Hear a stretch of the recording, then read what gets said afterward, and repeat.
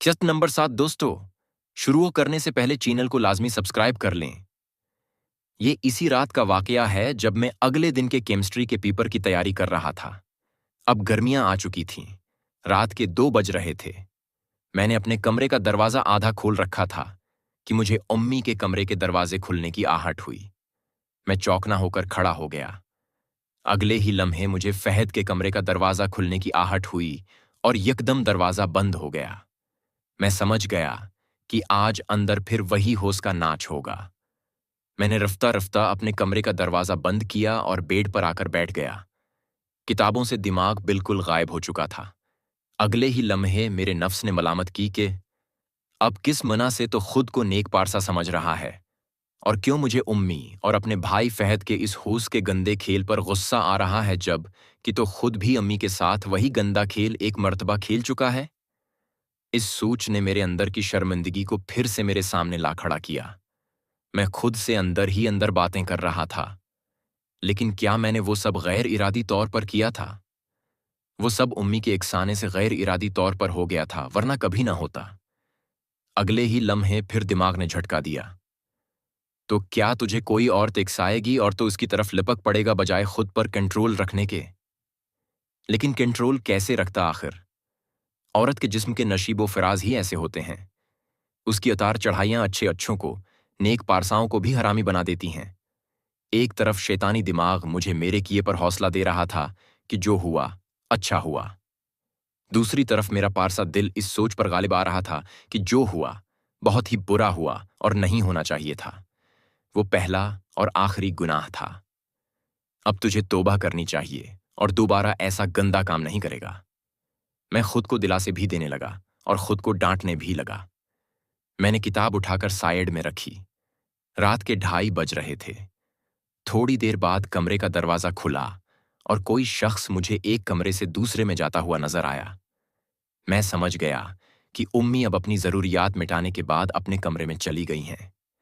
मुझे उम्मी के उस दीदा दिलेरी वाले गुनाह पर इस कदर हैरानी थी कि बस मुझे ये सब बहुत बाद में जाकर समझ आया कि क्यों आदमी इतना दीदा दिलेर हो जाता है और इन सब गंदे कामों को एक आम चीज समझकर सर इंजाम देने लगता है, जैसे ये काम हर एक के लिए बहुत ही सत्ती सी चीज हो। मैंने उम्मी से उस बारे में मजीद बात करने का सोचा कि थोड़े दिन बाद पेपर्स खत्म हो जाएं, फिर कोई बात करूंगा। अगले दिन केमिस्ट्री का पर्चा था, इसलिए मैं ये सब सोचें लिए फिर से नींद की आगोश में चला गया। अम्मी और मेरे दरमियान ज्यादा बातचीत नहीं हो रही थी, बस रूटीन का घर से आना जाना और मामूलात जिंदगी। पेपर्स खत्म होने के अगले दिन मैंने जॉब से छुट्टी की और अपने कमरे में नाश्ता करने के बाद आराम करने लगा। थोड़ा लेट कर सिस्ताने के बाद मैंने कंप्यूटर ऑन किया और उस पर गेम खेलने लगा। मैं गेम खेलने में मगन था कि मेरे कमरे का दरवाजा खुला। मैंने मड़कर पीछे देखा तो उम्मी कमरे में आती हुई नजर आए। मैं आगे मना करके फिर से गेम खेलने में मगन हो गया। पीछे से आकर अम्मी ने मेरे सिर पर हाथ फेरा और मेरे पास बैठ गईं। मैं अम्मी की तरफ मतवजा नहीं था। अम्मी ने ही बात शुरू की। राफा, पेपर कैसे हुए तुम्हारे सारे? मैंने आगे मना करके ही जवाब दिया। अच्छे नहीं हुए, बस ठीक हुए।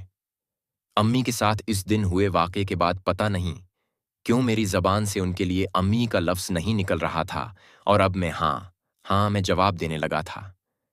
अम्मी भी मुझे अक्सर राफ़िया ही कहा करती थीं। बेटा का लफ्ज़ अक्सर कभी इस्तेमाल करते, कभी नहीं, और उसकी वजह सूरत-हाल के हिसाब से जायज़ भी थी। आपसी रिश्तों का ब्रहम और इज्जत खत्म हो जाती है ये सब करने के बाद। लेकिन मैं नहीं जानता था कि ये ब्रहम बाद में किस तरह टूटेगा या फिर से मेरे और उम्मी के दरमियान वही माँ बेटे का खोया हुआ भरम वापस आ भी सकेगा या नहीं। इस तरह के काम दो आशिक ही आपस में कर सकते हैं।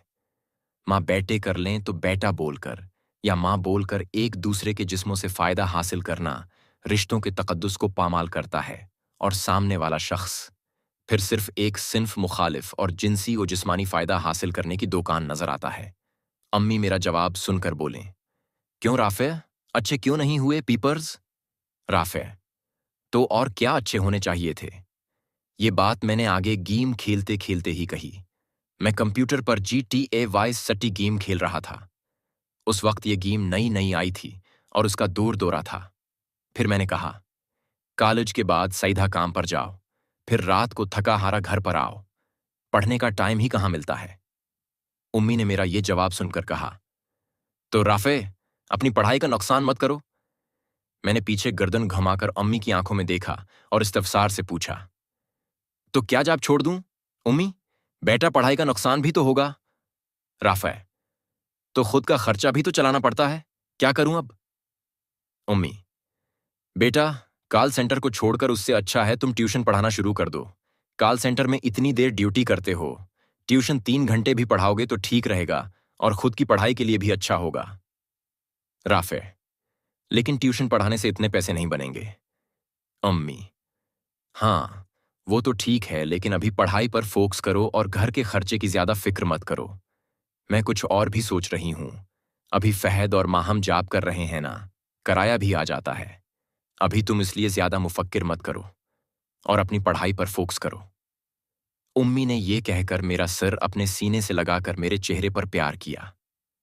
उम्मी की तजवीज़ मुझे थोड़ी अच्छी तो लग रही थी। मैंने सोचा, कुछ दिनों में बस जॉब छोड़ ही देता हूं। एकदम मेरे दिल और दिमाग में पिछले महीनों के वाकयात जाबजा आने लगे और मैं सोचने लगा कि उम्मी से बहुत सारे सवालात करने थे। मैंने दरियाफत किया, अम्मी, मुझे कुछ बातें पूछनी थीं आपसे। अम्मी मेरा सिर सहलाते हुए, पूछो। राफे, अम्मी, मैंने आपको कहा था कि मैं अपनी फूफों और चचा के घर जाना चाहता हूं। अब पेपर्स खत्म हो गए हैं, इसलिए अब ये टाइम है जाने का।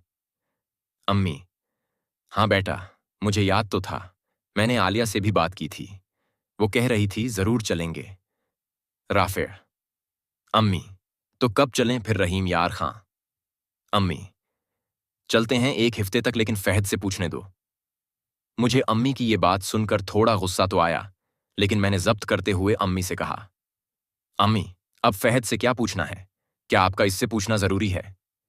ये बात मैंने अम्मी उठते हुए उनकी आंखों में देखकर कही तो अम्मी ने मेरी आंखों की तशंगी को समझते हुए मना नीचे करके कहा, नहीं, मैं वैसे ही कह रही हूं, उसको भी तो बता दें। और आलिया कह रही थीं वो भी जाएगी।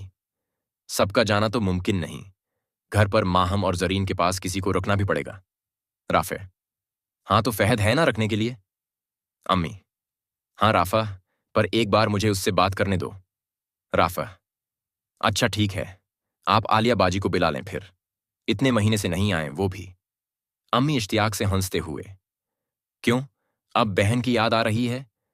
मैंने अम्मी की तरफ घूरते हुए कहा, क्या मतलब है याद आ रही है? जाहिर है तो वो मेरी बड़ी बहन है, याद तो आएगी।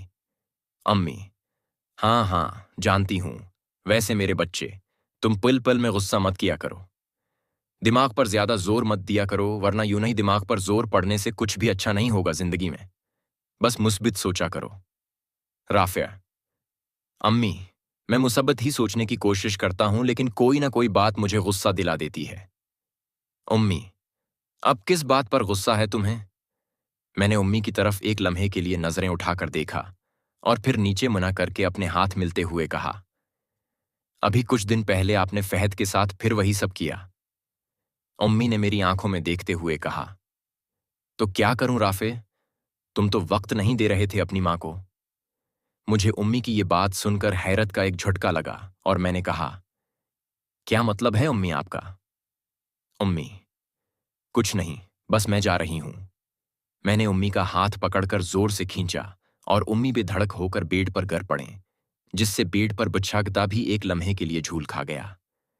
मैंने 5-6 सेकंड चुप अख्तियार की और फिर बोला, अम्मी, इस दिन हमारे बीच जो कुछ भी हुआ और अब मैं दोबारा नहीं करना चाहता, और आप भी फहद के साथ वो सब करना छोड़ दो। उम्मी बेड से उठते हुए मुझे कहा, राफा, कोई भी बालग इंसान इस सब के बगैर नहीं रह सकता। ये तुम्हें रिफ्ता रिफ्ता समझ आ जाएगा, फिर तुम ऐसी बातें नहीं करोगे। फिर उम्मी ने एक लंबी आ भरी और कहा, मैं तुम्हें कभी दोबारा नहीं इकसाऊंगी इस चीज के लिए, और तुम मेरे बेटे हो और हमेशा रहोगे, न ही तुमको कभी बुरा कहूंगी। अगर तुम भी मां समझते हो मुझे तो। दोस्तों, मजीद देखें किस्त नंबर 8 में, और उसके लिए हमारे चैनल को लाजमी सब्सक्राइब कर लें और साथ बेल आइकन को भी दबा दें। दोस्तों, किसी भी किस्म की कहानियाँ, ये फिर ये कहानी कटिंग के बगैर घर की या बाहर की मुकम्मल कहानियाँ खरीदने के लिए उस नंबर पर व्हाट्सएप पर राब्ता करें। हमारे पास लातैदाद हर तरह की कहानियाँ, नॉवेल्स मौजूद हैं। आपको बहुत सी स्टोरीज बहुत अच्छे रेट में मिल जाएंगी।